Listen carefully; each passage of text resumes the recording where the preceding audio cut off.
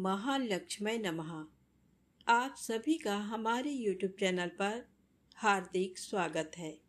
आज शुक्रवार का दिन है। शुक्रवार का दिन माता महालक्ष्मी को समर्पित होता है। तो आज हम आपको सुनाएंगे माता महालक्ष्मी की पौराणिक कथा, संतोषी माता की कथा, साथ में सुनेंगे वैभव लक्ष्मी माता की पौराणिक कथा। इन कथाओं को श्रद्धा भक्ति से सुनने मात्र से माता लक्ष्मी की असीम कृपा होती है। साथ ही घर में धन समृद्धि सदैव ही बनी रहती है। इन कथाओं को पूरा अवश्य सुनिएगा। यदि आपको ये कथाएं अच्छी लगें तो कृपया चैनल को लाइक सब्सक्राइब अवश्य करें। तो प्रेम से बोलें, माता महालक्ष्मी की जय हो। सौराष्ट्र में उस समय भद्रश्रवा नाम के राजा थे। वे बड़े पराक्रमी राजा थे। 4 वेद, 6 शास्त्र, 18 पुराणों का उन्हें ज्ञान था। उनकी रानी का नाम सूरत चंद्रिका था। रानी दिखने में सुंदर और सुलक्षणा थी तथा पतिव्रता थी। उन दोनों को 7 पुत्र तथा उसके बाद एक कन्या का वरदान मिला था। कन्या का नाम श्याम बाला था। एक बार महालक्ष्मी जी के मन में आया कि जाकर उस राजा के राजप्रसाद में रहें। इससे राजा को दुगनी धन दौलत की प्राप्ति होगी और वह इस धन दौलत से अपनी प्रजा को और सुख दे पाएगा। गरीब के घर अगर रहे और उसे धन दौलत प्राप्त हो तो वह स्वार्थी की तरह केवल अपने ऊपर ही खर्च करेगा। ये सोचकर श्री महालक्ष्मी जी ने बूढ़ी ब्राह्मण स्त्री का रूप धारण किया। हाथ में लाठी लिए लाठी के सहारे रानी के द्वार तक पहुंची। यद्यपि उन्होंने बूढ़ी औरत का रूप धारण किया था, पर उनके चेहरे पर एक देवी का तेज था। उन्हें देखते ही एक दासी सामने आई। उसने इनका नाम, धाम, काम, धर्म पूछ डाला। वृद्ध ब्राह्मण का रूप धारित माता लक्ष्मी ने कहा, बालिके, मेरा नाम कमला है। मेरे पति का नाम भुवनेश है। हम द्वारिका में रहते हैं। तुम्हारी रानी पिछले जन्म में एक वैश्य की पत्नी थी। वह वैश्य गरीब था। दारिद्र्य के कारण हर रोज घर में झगड़े होते थे तथा उसका पति रोज उसे मारता था। इन बातों से तंग आकर वह घर छोड़कर चली गई तथा वन जंगल में खाली पेट भटकने लगी। उसकी इस दुर्दशा पर मुझे दया आई। तब मैंने उसे सुख संपत्ति देने वाली श्री महालक्ष्मी की कथा सुनाई। मेरे कहने पर उसने श्री महालक्ष्मी का व्रत किया। श्री महालक्ष्मी प्रसन्न हुई। उसकी गरीबी दूर हुई। उसका घर संसार दौलत संतति संपत्ति से भर गया। बाद में पति पत्नी दोनों परलोक सिधारे। लक्ष्मी व्रत करने के कारण वे लक्ष्मी लोक में रहे। उन्होंने जितने साल महालक्ष्मी का व्रत किया उतने हजारों साल उन्हें सुख भोग मिला। इस जन्म में उसका जन्म राजघराने में हुआ है, परंतु वह श्री महालक्ष्मी का व्रत करना भूल गई है। उसे ये याद दिलाने मैं यहाँ आई हूँ। बुढ़िया की बातें सुनकर दासी ने उन्हें प्रणाम किया तथा श्री महालक्ष्मी का व्रत किस तरह किया जाए इस बारे में पूछा। तब बुढ़िया रूप धारण किए हुए श्री महालक्ष्मी माता ने दासी को पूजा की विधि तथा महिमा बताई। इसके बाद वह दासी माता को प्रणाम कर रानी को बताने अंदर चली गई। राजवैभव में रहते हुए रानी को अपने ऐश्वर्य का बहुत घमंड हुआ था। संपत्ति तथा अधिकार की वजह से वह उन्मत्त हो गई थी। दासी द्वारा बताई गई बुढ़िया की बातें सुनकर वह आग बबूला होकर राजद्वार पर आकर बुढ़िया रूपी श्री महालक्ष्मी पर बरस पड़ी। उसे ये मालूम नहीं था कि श्री महालक्ष्मी माता बुढ़िया का रूप धारण किए द्वार तक आई हैं, परंतु रानी का इस कदर रूखा बर्ताव तथा अपना अनादर देकर माता ने वहां ठहरना ठीक न समझा। वे वहां से चल पड़ी। राह में उन्हें राजकुमारी श्याम बाला मिली। उन्होंने श्याम बाला को सारी बात बताई। श्याम बाला ने अपनी और अपनी माँ के तरफ से श्री महालक्ष्मी माता से क्षमा मांगी। माता को उस पर दया आई। उन्होंने श्याम बाला को श्री महालक्ष्मी व्रत के बारे में बताया। श्याम बाला ने परम श्रद्धा से श्री महालक्ष्मी का व्रत रखा। फलस्वरूप राजा सिद्धेश्वर के सुपुत्र मालाधर से उसका विवाह हुआ। वह धन दौलत ऐश्वर्य वैभव से माला माल हो गई। पति के साथ ससुराल में आनंद से दिन बिताने लगी। इधर श्री महालक्ष्मी का रानी पर प्रकोप हुआ। फलस्वरूप राजा भद्रश्रवा का राज्य एवं राज्य कारोबार नष्ट हो गया। यहाँ तक कि खाने के लाले पड़ गए। ऐसी हालात में एक दिन रानी ने राजा से निवेदन किया, हमारा दामाद इतना बड़ा राजा है, धनवान है, ऐश्वर्यशाली है, क्यों न उसके पास जाएं, अपना हाल उसे बताएं, वह जरूर हमारी मदद करेगा। इस बात पर राजा भद्रश्रवा दामाद के पास रवाना हुए। राज्य में पहुंचकर एक तालाब के किनारे थोड़ी देर विश्राम लेने के लिए ठहरे। तालाब से पानी लेने आते जाते दासियों ने उन्हें देखा। उन्होंने विनम्रता से उनकी पूछताछ की। जब उन्हें ये मालूम हुआ कि वे रानी श्याम बाला के पिता हैं, तो दौड़ते हुए जाकर उन्होंने रानी को सारी बात बताई। रानी ने दासी के हाथ राज परिधान भेजकर बड़े ठाट से उनका स्वागत तथा आदर सत्कार किया, खान पान करवाया। जब वे लौटने लगे तो सोने की मोहरों से भरा घड़ा दिया। राजा भद्रश्रवा जब वापस लौटे तो उन्हें देखकर रानी सूरत चंद्रिका खुश हुई। उन्होंने सोने की मोहरों से भरे घड़े का मुंह खोला, पर हाय भगवान, घड़े में धन के बदले कोयले मिले। ये सब श्री महालक्ष्मी के प्रकोप से हुआ। इस प्रकार दुर्दशा में और कई दिन बीत गए। इस बार रानी स्वयं अपनी कन्या के पास गई। श्यामबाला ने श्री महालक्ष्मी का व्रत किया, पूजा की, अपनी माता से भी व्रत करवाया। इसके बाद रानी अपने घर आई। श्री महालक्ष्मी का व्रत रखने पर उसे फिर से अपना राजपाट, धन दौलत, ऐश्वर्य प्राप्त हुआ। वह फिर से सुख शांति आनंदमय जीवन बिताने लगी। कुछ दिनों के बाद राजकन्या श्याम बाला अपने पिता के घर आई। उसे अपने घर देखकर सूरत चंद्रिका को पुरानी बातें याद आई। यही कि श्याम बाला ने अपने पिता को घड़ा भर कोयला दिया था और उसे तो कुछ भी नहीं दिया था। इसी कारण श्याम बाला को पिता के घर आने पर उसका कोई आदर आतिथ्य नहीं हुआ, बल्कि अनादर हुआ। पर उसने इस बात का बुरा नहीं माना। अपने घर लौटते समय उसने पिता के घर से थोड़ा नमक ले लिया। जब अपने घर पहुंची तब उसके पति ने पूछा, अपने मायके से क्या लाई हो? इस पर उसने जवाब दिया, वहां का सार लाई हूँ। पति ने पूछा, इसका मतलब क्या हुआ? श्यामबाला ने कहा, थोड़ा धीरज रखें, सब मालूम हो जाएगा। उस दिन श्यामबाला ने सारा भोजन नमक डाले बिना बनाया और परोसा। पति ने खाना चखा, सारा खाना नमक के बिना था, इसलिए स्वाद नहीं आया। फिर श्यामबाला ने थाली में नमक डाला, इससे सारा भोजन स्वादिष्ट लगने लगा। तब श्यामबाला ने पति से कहा, यही है वह मायके से लाया हुआ सार। पति को उसकी बात सही लगी। फिर वह दोनों हंसी मजाक करते हुए भोजन करने लगे। कहा गया है कि इस तरह जो कोई श्रद्धा भाव से श्री महालक्ष्मी की पूजा करे, उसे माता की कृपा प्राप्त होती है, सुख संपत्ति शांति प्राप्त होती है, सभी मनोकामनाएं पूरी होती हैं। परंतु ये सब प्राप्त होने पर माता की पूजा को भूलना नहीं चाहिए। इस तरह श्री महालक्ष्मी की महिमा भक्तों की मनोकामना पूरी करती है।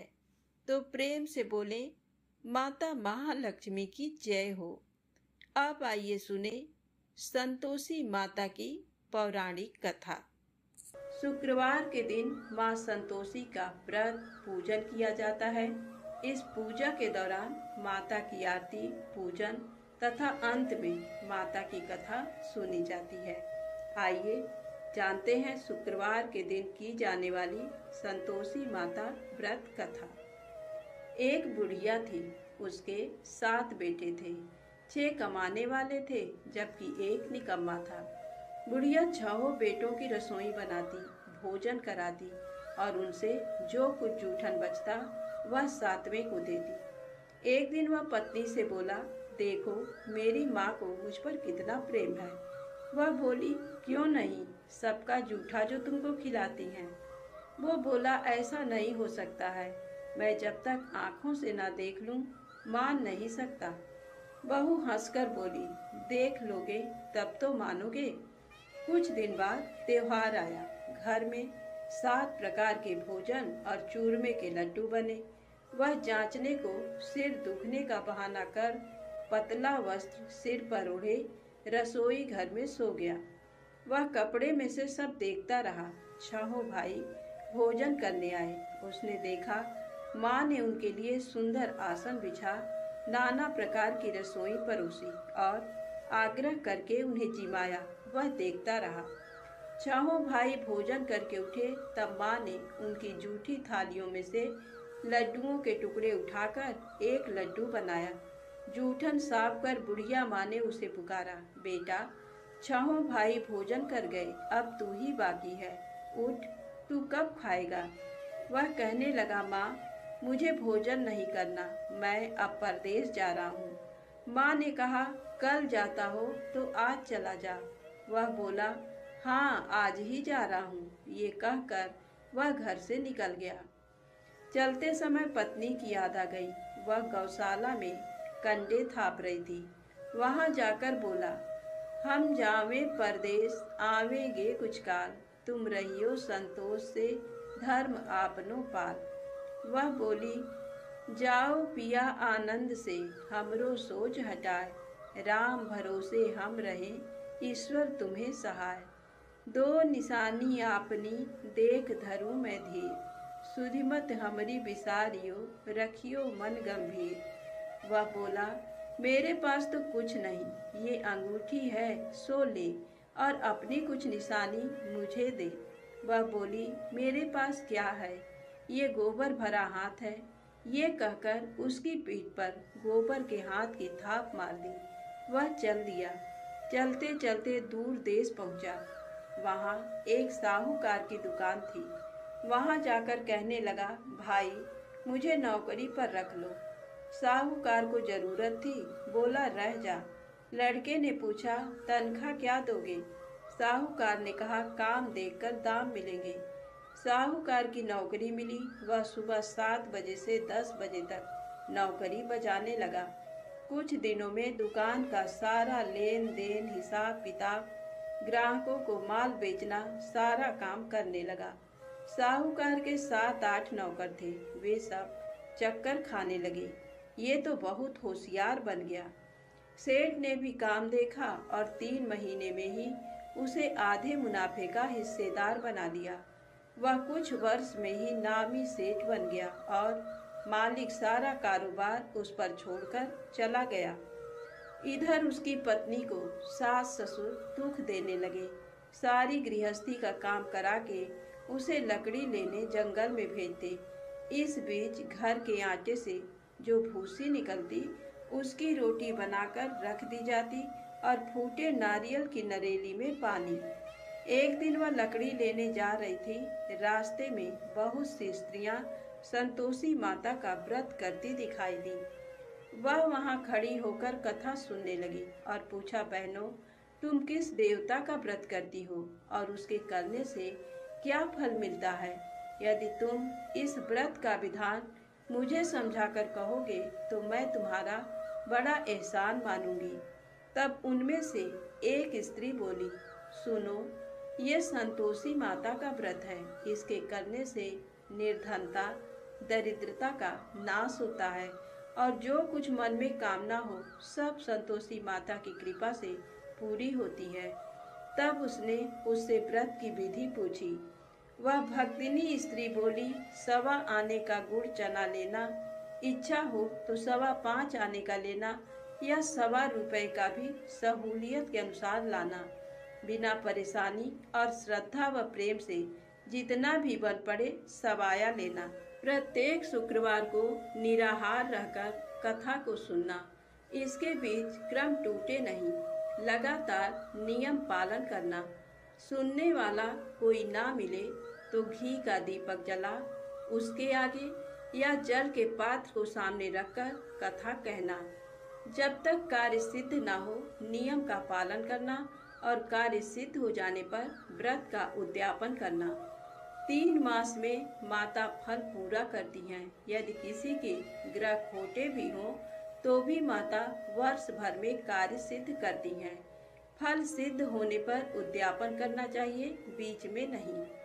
उद्यापन में 2.5 सेर आटे का खाजा तथा इसी परिमाण से खीर तथा चने का साग करना। 8 लड़कों को भोजन कराना। जहाँ तक मिले देवर, जेठ, भाई बंधु के हों, ना मिले तो रिश्तेदारों और पास पड़ोसियों को बुलाना। उन्हें भोजन करा यथाशक्ति दक्षिणा दे माता का नियम पूरा करना। उस दिन घर में खटाई न खाना। ये सुन बुढ़िया के लड़के की बहू चल दी। रास्ते में लकड़ी के बोझ को बेच दिया और उन पैसों से गुड़ चना ले माता के व्रत की तैयारी कर आगे चली और सामने मंदिर देखकर पूछने लगी, ये मंदिर किसका है? सब कहने लगे संतोषी माता का मंदिर है।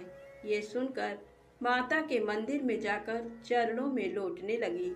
दीन हो विनती करने लगी, माँ मैं निपट अज्ञानी हूँ, व्रत के कुछ भी नियम नहीं जानती, मैं दुखी हूँ। हे माता जगत जननी मेरा दुख दूर कर, मैं तेरी शरण में हूँ।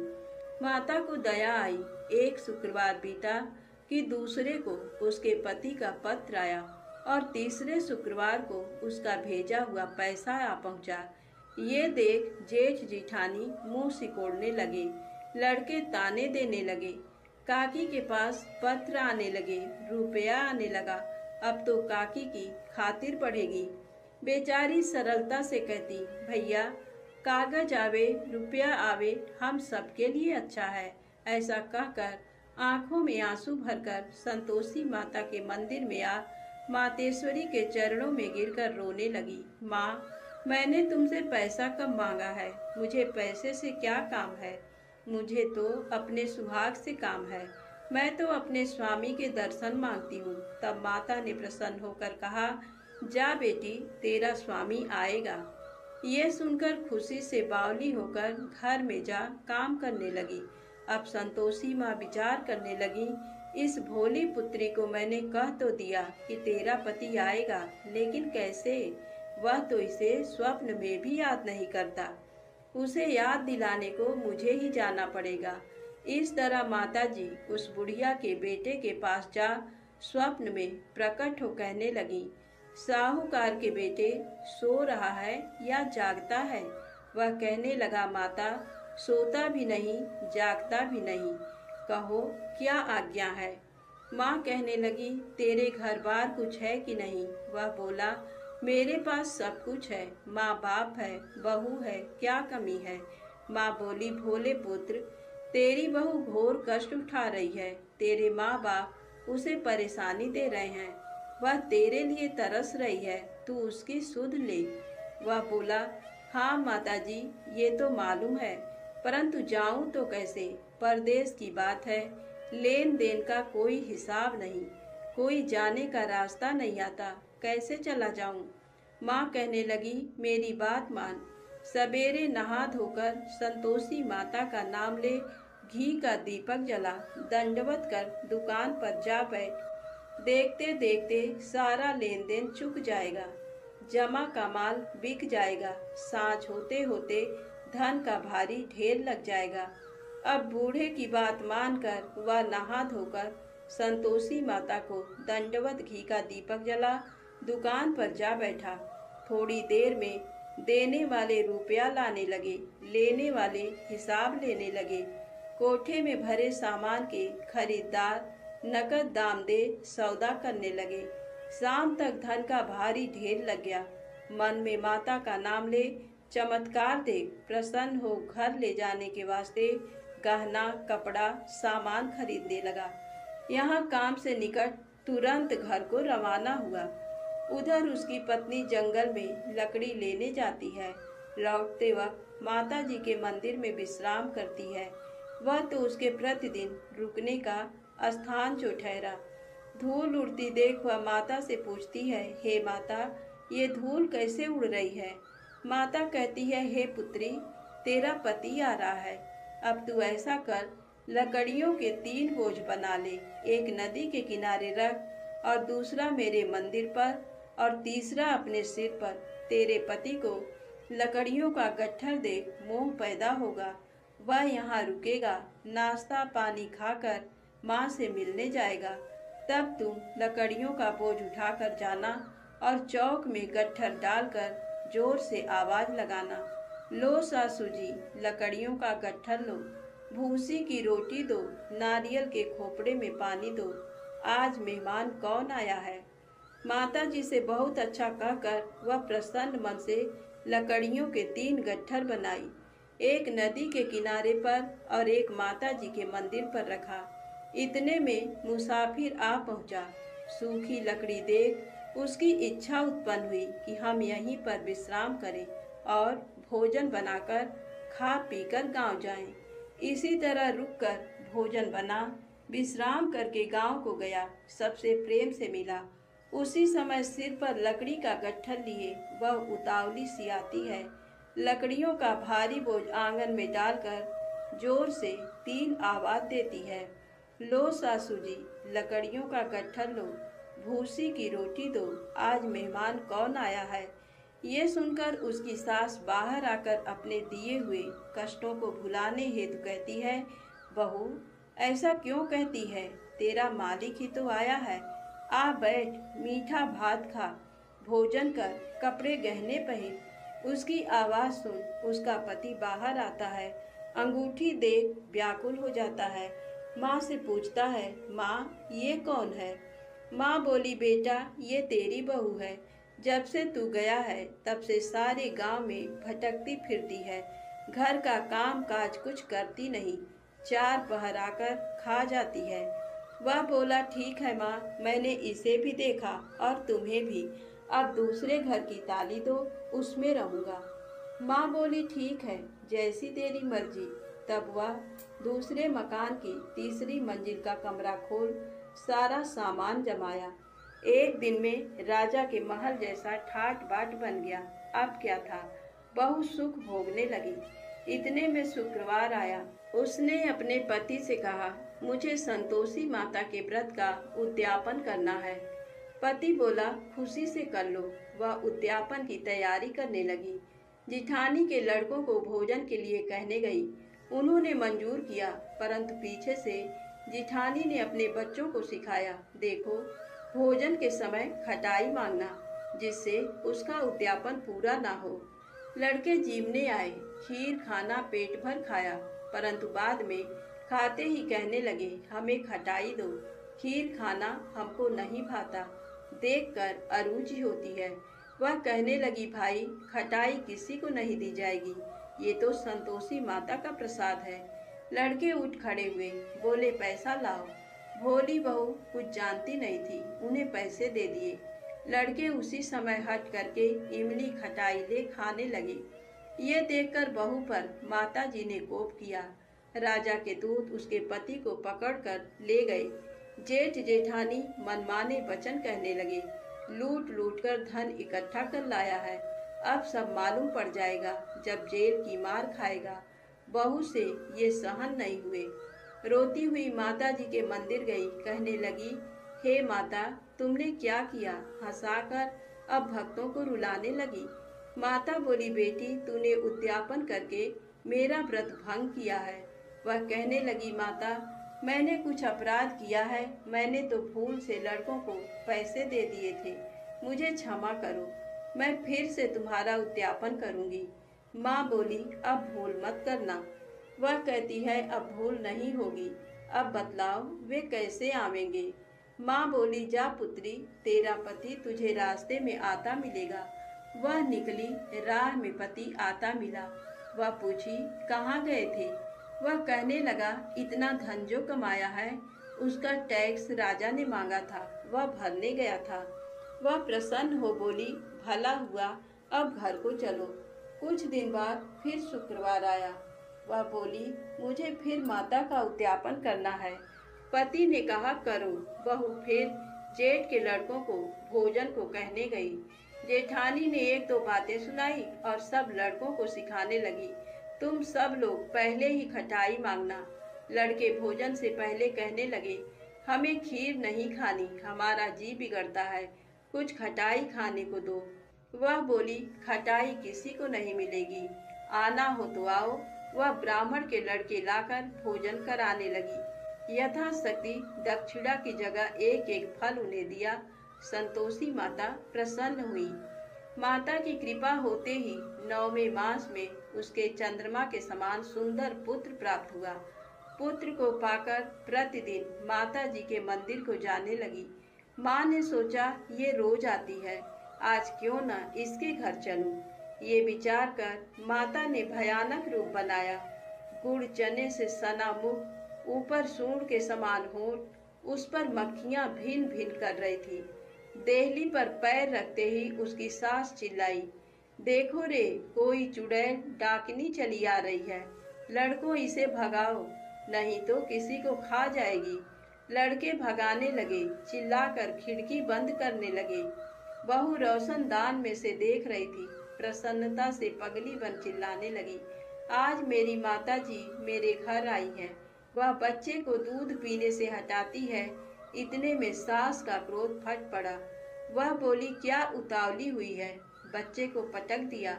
इतने में माँ के प्रताप से लड़के ही लड़के नजर आने लगे।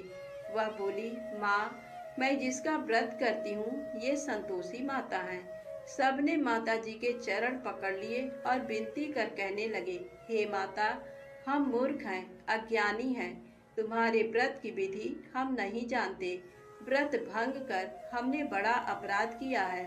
जग माता, आप हमारा अपराध क्षमा करो। इस प्रकार माता प्रसन्न हुई। बहू को प्रसन्न हो, जैसा फल दिया वैसा माता सबको दे। जो पढ़े उसका मनोरथ पूर्ण हो, जो कहानी को सुने उसका मनोरथ पूर्ण हो।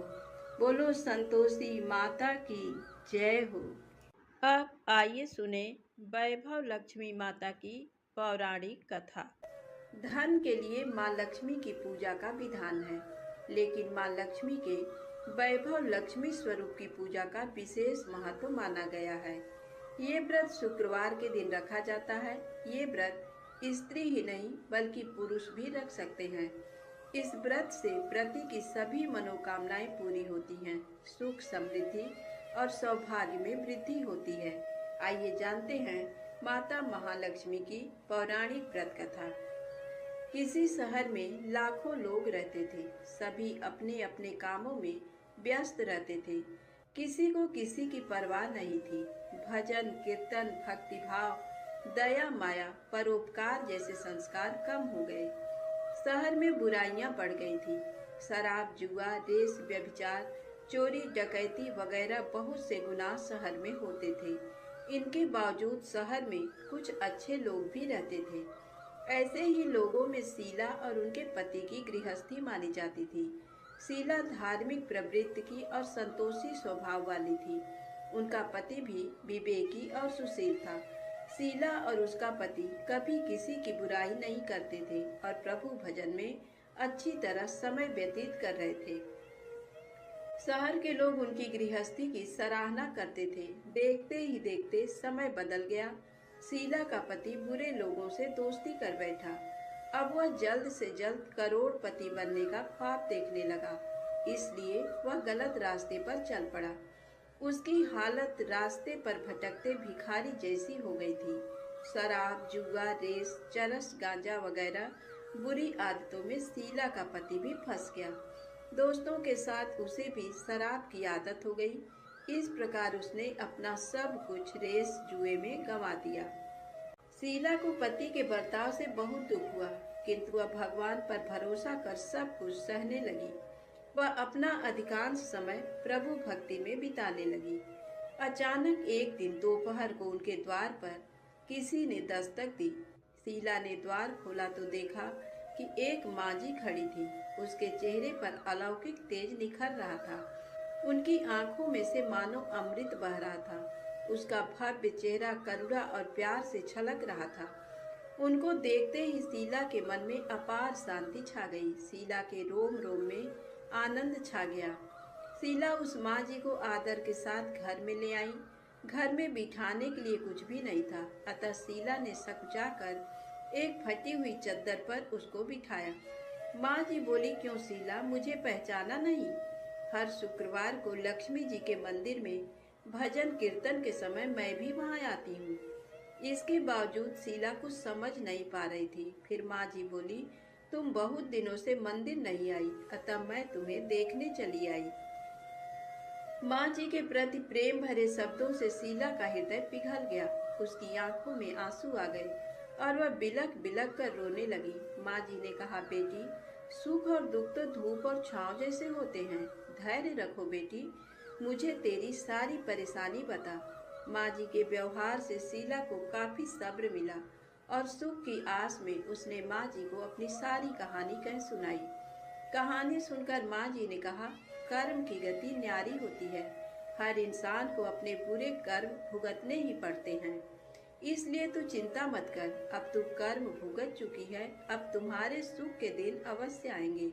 तू तो माँ लक्ष्मी जी की भक्त है। माँ लक्ष्मी जी तो प्रेम और करुणा के अवतार हैं।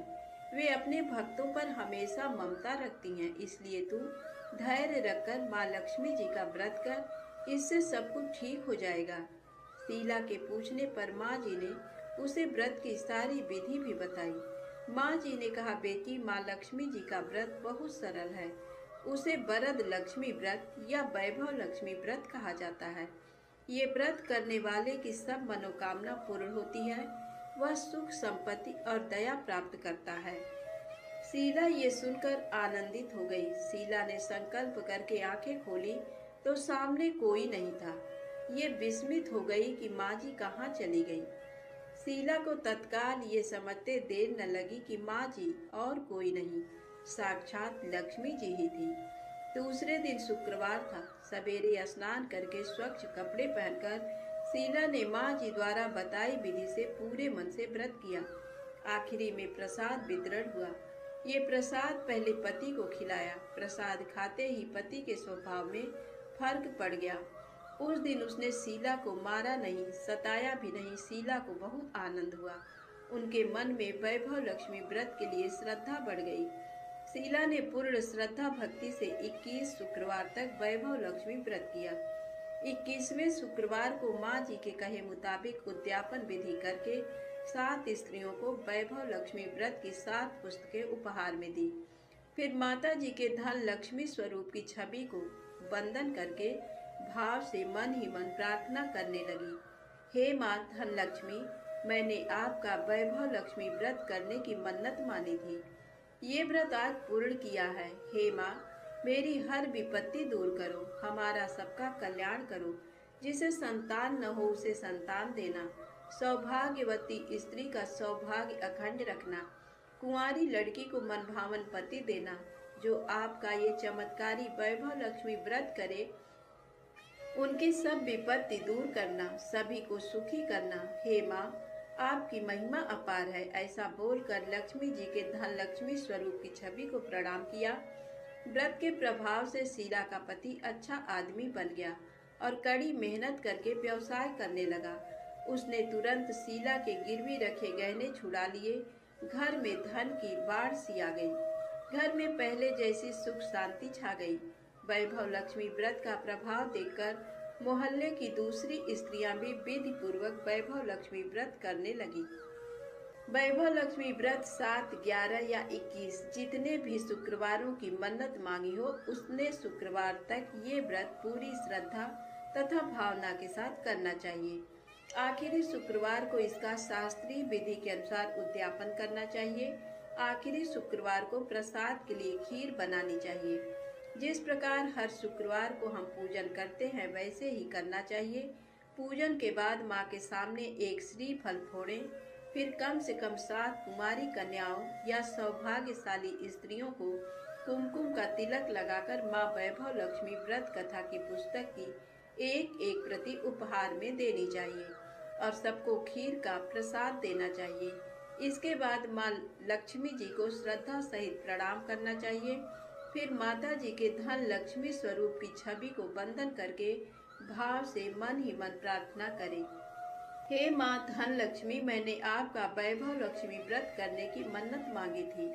ये व्रत आज पूर्ण किया है। हे माँ, हमारी जो मनोकामना हो अपने मन में बोलें।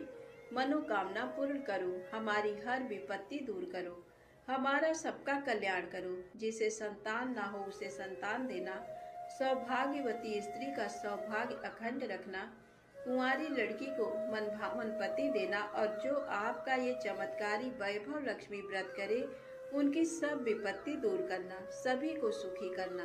हे माँ, आपकी महिमा अपार है, आपकी जय हो। ऐसा बोलकर लक्ष्मी जी के धन लक्ष्मी स्वरूप की छवि को प्रणाम करें। धन्यवाद। जय माता दी। वीडियो पसंद आए तो कृपया मेरे चैनल को लाइक सब्सक्राइब अवश्य करें।